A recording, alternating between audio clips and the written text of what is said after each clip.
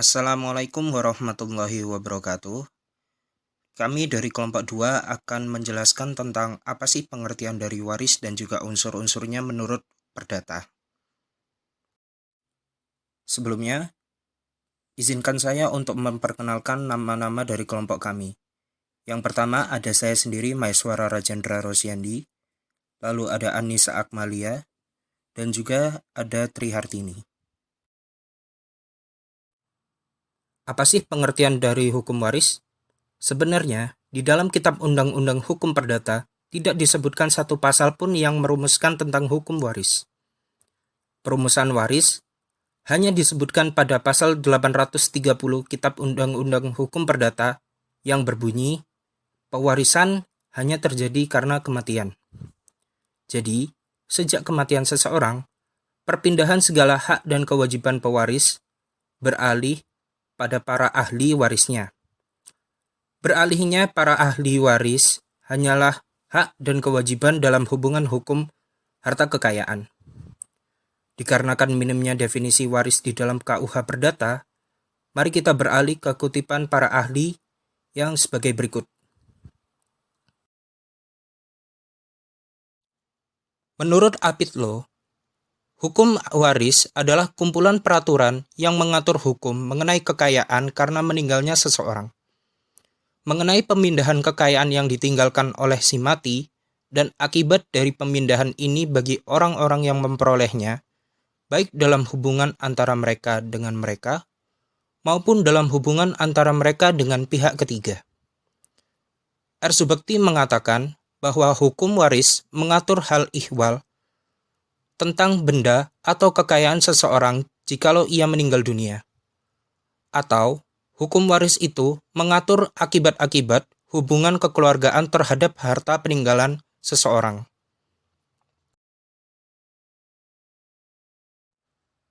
M. Idris Ramulyo mengatakan, hukum waris ialah himpunan aturan hukum yang mengatur tentang siapa ahli waris atau badan hukum mana yang berhak mewarisi harta peninggalan, bagaimana kedudukan masing-masing ahli waris, serta berapa perolehan masing-masing secara adil dan sempurna. Selanjutnya, mari kita beralih ke unsur-unsur waris.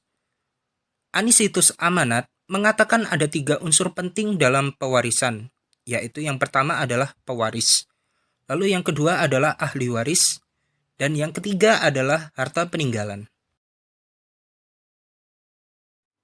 Mari kita bahas unsur penting pertama dalam pewarisan, yaitu pewaris. Siapakah pewaris ini? Kalau kita mengacu pada pasal 830 KUH Perdata yang berbunyi, setiap orang yang meninggal dunia, maka ini kurang tepat untuk definisi pewaris. Karena bagaimana jika orang yang meninggal dunia ini tidak meninggalkan harta peninggalan? Maka definisi dari pewaris ini bukan hanya orang yang meninggal saja, tetapi ia meninggal dengan bukti akta kematian dan meninggalkan harta peninggalan. Di dalam hukum waris, hal utama yang dipermasalahkan adalah hak warisnya, bukan kewajiban waris. Karena unsur utamanya harta peninggalan waris dari pewaris untuk ahli waris. Jika harta peninggalan tidak ada, orang yang meninggal dunia tidak meninggalkan harta peninggalan, maka pewarisan menjadi tidak relevan. Namun jika ahli waris tidak ada, maka pewarisan masih relevan karena peninggalan harta pewaris jatuh kepada negara. Berikut adalah kutipan pendapat mengenai pewaris menurut para ahli. Pertama, menurut Erman Suparman, pewaris ialah seseorang yang meninggal dunia, baik laki-laki maupun wanita, yang meninggalkan harta peninggalan mau itu hak ataupun kewajiban yang harus dilakukan sewaktu ia hidup, baik dengan surat wasiat maupun tanpa surat wasiat. Lalu yang kedua, menurut M. Idris Ramulyo, pewaris ialah setiap orang yang meninggal dunia dan meninggalkan harta peninggalan. Syarat sebagai pewaris adanya hak-hak atau sejumlah kewajiban. Lalu yang ketiga adalah menurut Emaliana Krisnawati. Pewaris ialah orang yang meninggal dunia dengan meninggalkan harta kekayaan. Jadi, dapat disimpulkan menurut pendapat para ahli, tidak semua orang yang meninggal adalah pewaris. Karena syarat untuk dikatakan sebagai pewaris adalah orang yang meninggal dunia harus meninggalkan berbagai hak dan kewajiban yang harus dipenuhi pada pihak ketiga yang bisa senilai uang, disebut dengan harta peninggalan.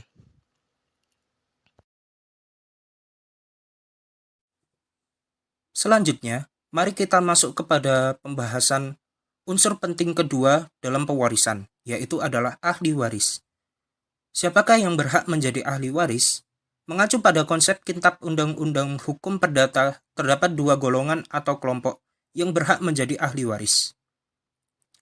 Kelompok pertama ialah keluarga yang sedarah baik itu sah maupun luar kawin, dan pasangan kawin atau suami istri. Sesuai dengan isi pasal 832 KUH Perdata yang berbunyi, yang berhak menjadi ahli waris ialah keluarga sedarah, baik yang sah menurut undang-undang maupun di luar perkawinan, dan suami istri yang hidup terlama. Lalu kelompok kedua yang berhak untuk mendapatkan waris ialah orang yang ditunjuk pewaris semasa ia hidup melalui surat wasiat.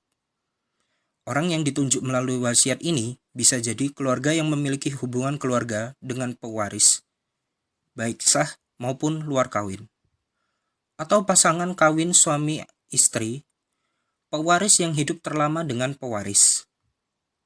Atau bisa juga orang lain yang dipercayakan oleh pewaris untuk mendapatkan warisan melalui surat wasiat.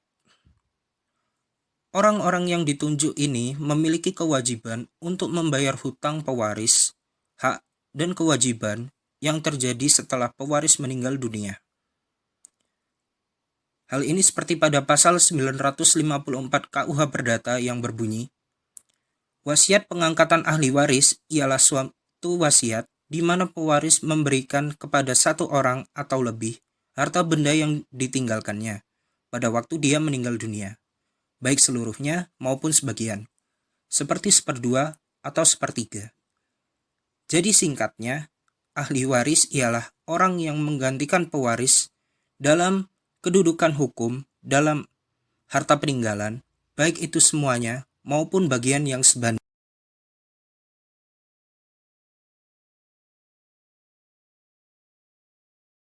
Berikut adalah kutipan pendapat dari para ahli mengenai apa itu ahli waris. Yang pertama, menurut Ameliana Krisnawati, ahli waris adalah orang yang menggantikan kedudukan pewaris atau orang yang mendapat harta peninggalan pewaris. Lalu yang kedua, menurut Maman Suparman, ahli waris yaitu sekalian orang yang menjadi ahli waris. Berarti orang-orang yang berhak menerima harta peninggalan pewaris. Lalu yang ketiga, M. Rumalyo mengatakan ahli waris adalah orang-orang tertentu yang secara limitatif diatur dalam Kitab Undang-Undang Hukum Perdata.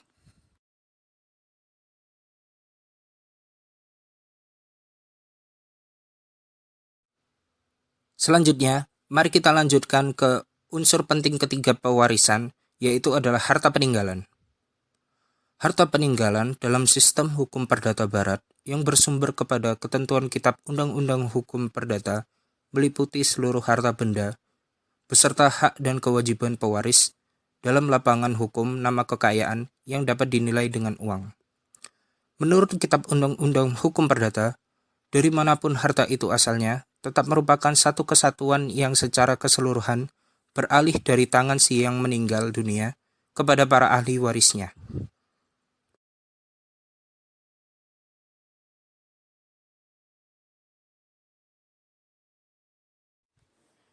Dalam Kitab Undang-Undang Hukum Perdata, tidak dikenal adanya lembaga barang asal atau barang bawaan, yaitu barang-barang yang dibawa suami atau istri pada saat perkawinan dilangsungkan.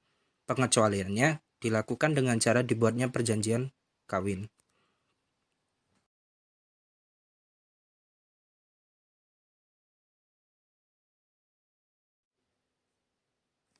Harta peninggalan adalah harta yang ditinggalkan pewaris untuk dibagi-bagikan kepada orang yang berhak mewarisinya. Namun demikian, tidak semua harta yang ditinggalkan pewaris secara otomatis bisa dibagi-bagikan kepada orang yang berhak mewarisinya. Karena harus dilihat terlebih dahulu nih, apakah harta yang ditinggalkan pewaris ini adalah harta campuran atau bukan. Nah, kalau harta yang dibagi-bagikan ini terbukti adalah harta campuran, maka harta campur perkawinan ini harus terlebih dahulu dibagi dua bagian yang tidak terpisahkan. Setengah bagian yang tidak terpisahkan adalah untuk pasangan kawin atau suami istri pewaris. Setengah bagiannya lagi adalah harta peninggalan pewaris untuk dibagi-bagikan kepada orang yang berhak mewarisi.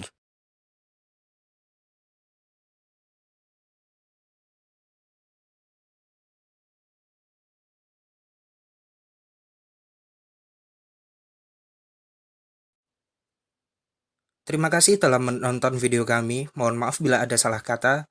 Jangan lupa like dan komen di bawah. Terima kasih sekali lagi. Wassalamualaikum warahmatullahi wabarakatuh.